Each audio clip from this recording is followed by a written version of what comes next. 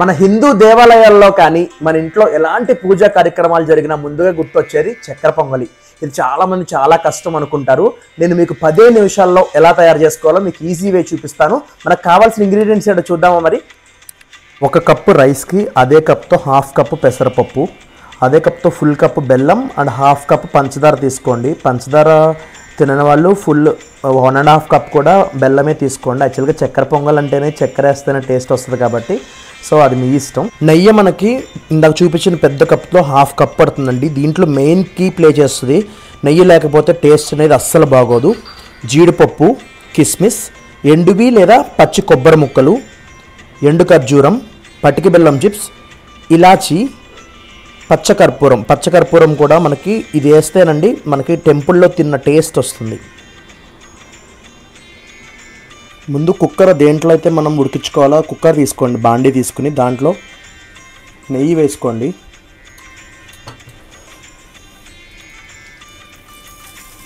నెయ్యి కరిగిన తర్వాత దాంట్లోకి పెసరపప్పు 1/2 కప్ ఉంది కదా, అది దాంట్లో వేద్దాం. గోల్డ్ కలర్లోకి వచ్చే వరకు దీన్ని రోస్ట్ చేయాలండి. మీడియం ఫ్లేమ్లో పెట్టుకుని రోస్ట్ చేసుకోండి. ఇలా గోల్డ్ కలర్లోకి టర్న్ అయిన తర్వాత 1 కప్ రైస్ కూడా దీంట్లో కలిపి ఒక 2 మినిట్స్ రోస్ట్ చేయండి. దీంట్లోకి సేమ్ కప్తో 3.5 కప్స్ వాటర్ పోసుకుని కుక్కర్ పెట్టుకోండి. 3 విజిల్స్ రానివ్వండి.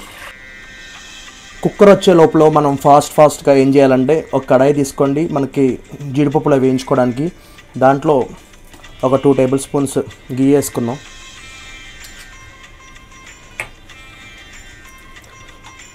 దాంట్లోకి ముందుగా మనం కొబ్బరి ముక్కలు వేసుకుందామండి.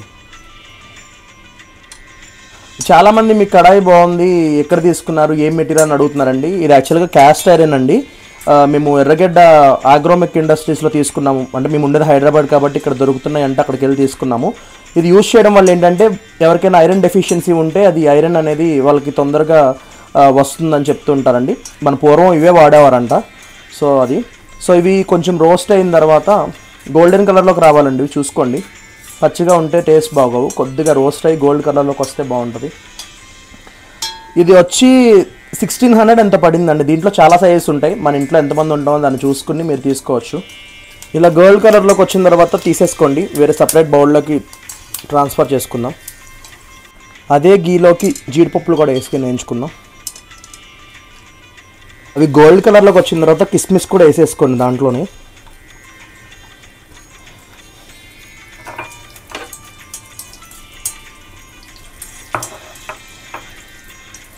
ఇవి కూడా సేమ్ బౌల్లోకి ట్రాన్స్ఫర్ చేసుకుందాం.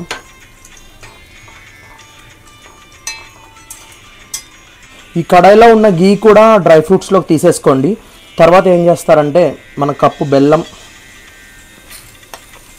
ఈ 1/2 కప్ షుగర్ కూడా దీంట్లో వేసుకుని కొంచెం వాటర్ పోసుకోండి. ఈ లోపు మనకి కుక్కర్ కూడా వచ్చేస్తుంది.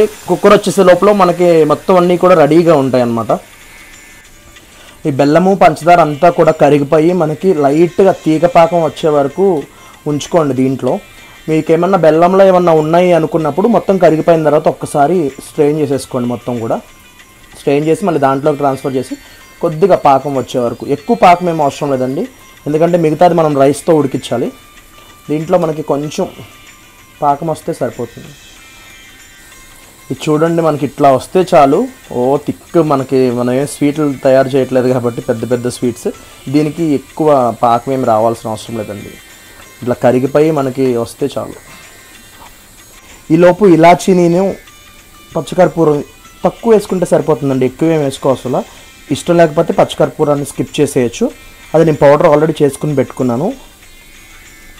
సో కుక్కర్ అయితే వచ్చేసింది, పర్ఫెక్ట్గా అయిందండి. ఈ ఉడికిన రైస్ని పప్పుని ఈ పాకంలోకి ట్రాన్స్ఫర్ చేసుకుందాం. ఏదైతే మనం బెల్లము పంచదార కరిగించామో మొత్తం కూడా దాంట్లో వేసేసుకుందాం. ఇలా మొత్తం కూడా పాకంలో ఉడకాలండి. ఒక 5 మినిట్స్ ఉడికించండి. మీకు దగ్గరికి వచ్చేస్తూ ఉంటుంది. ఎప్పుడైతే ఈ ప్యాన్కి మనకి స్టిఫ్ అవ్వకుండా దగ్గరికి వచ్చేస్తూ ఉంటుందో అప్పుడు అయిపోయినట్టు. నేను చూపిస్తూ ఉంటా చూడండి. ఇది ఉడుకుతూ ఉండంగానే దాంట్లో గీ వేసుకోండి. గీ ఎంత వేసుకుంటే అంత టేస్ట్ వస్తుంది, నేను ముందు చెప్పాను కదా. గీతో ఉడికితేనే టేస్ట్ అనేది చాలా చాలా బాగుంటుందండి.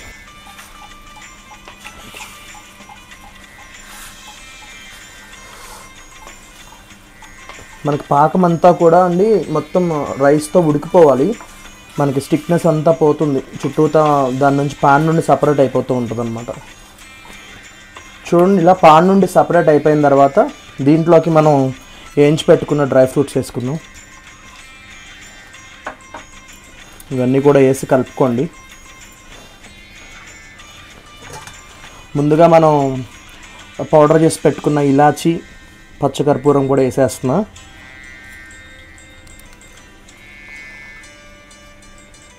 సో ఎంతో ఎమ్మి చక్కెర పొంగల్ అనేది రెడీ అయిపోయింది. చూడడానికి ఎంత కలర్ఫుల్గా ఉందో కదా. ఇప్పుడు లాస్ట్లో మనం సర్వ్ చేసుకునేటప్పుడు ఈ పటిక బెల్లం చిప్స్ అనేవి వేసుకోండి, బాగుంటాయి. ముందుగా వేస్తే మనకి కరిగిపోతాయి అన్నమాట. స్టవ్ అంతా ఆఫ్ చేసేసిన తర్వాత పైన వేసుకుని ఒక్కసారి కలుపుకుని సర్వ్ చేసుకునేటప్పుడు పెట్టుకుంటే మనకి మధ్య మధ్యలో తగులుతూ ఉంటే ఆ టేస్టే డిఫరెంట్ ఉంటుంది. సో ఎంతో కలర్ఫుల్ అండ్ టేస్టీ దేవుళ్ళకి మనకి కూడా చాలా ఇష్టమైన చక్కెర పొంగల్ అనేది రెడీ అయిపోయింది. చూడండి, డ్రై ఫ్రూట్స్ కానీ దాని యొక్క కలర్ కానీ ఎంత బాగుందో కదా. సో మీకు ఈజీగా ఉంటుంది నాకు తెలిసి. మీరందరూ కూడా ట్రై చేసుకుని టేస్ట్ ఎట్లా ఉందో నాకు కామెంట్లో చెప్పండి. నేను దీన్ని చిన్న బౌల్లోకి ట్రాన్స్ఫర్ చేసి గార్నిష్ చేసి దేవుడికి పెడతాను. చూడండి, గార్నిషింగ్ చేశాక ఎంత బాగుందో, చూడ్డానికి నోరు ఊరిపోతుంది కదా. సో మీరు కూడా మీ ఇంటికాడ ట్రై చేయండి. సో టేస్టీ అండ్ చాలా ఈజీగా చక్కెర పొంగల్ అనేది అయిపోయిందండి. మీరందరూ కూడా ఈ ఈజీ మెథడ్ని నేర్చుకుని మీరు ట్రై చేయండి, కామెంట్ చేయండి టేస్ట్ ఎట్లా ఉందో కూడా.